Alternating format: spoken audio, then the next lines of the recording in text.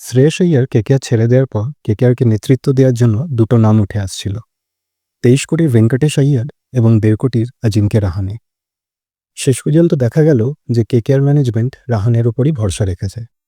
অধিকাংশ কেকেআর সমর্থকরা ভেবেছিল যে ভেঙ্কটেশ আইয়ারই পরবর্তী ক্যাপ্টেন হবেন, স্পেশালি তাকে যখন এত দামে কেনা হলো। কিন্তু টিম ম্যানেজমেন্ট আজিঙ্কে রাহানের ওপরই ভরসা রাখলেন। এর কারণ হিসেবে একটি সাম্প্রতিক সাক্ষাৎকারে ভেঙ্কি মাইসার বলেন যে রাহানের অভিজ্ঞতাই তাকে ক্যাপ্টেনের দৌড়ে এগিয়ে রাখল।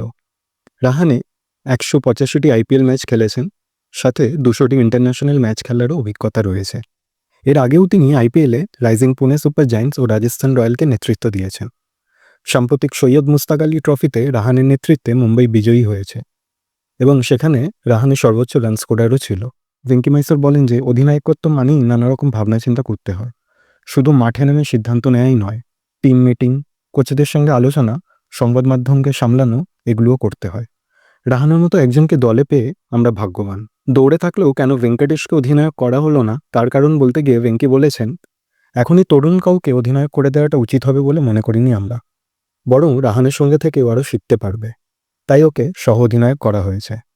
ভবিষ্যতে ক্যাপ্টেন হওয়ার সব গুণ আছে ভেঙ্কটেশের মধ্যে। তাহলে বন্ধুরা, আপনাদের কি মনে হয়, কেকেআরের এই ডিসিশন কি ঠিক, নাকি ভেঙ্কটেশ আইয়ারই ক্যাপ্টেন হতে পারত?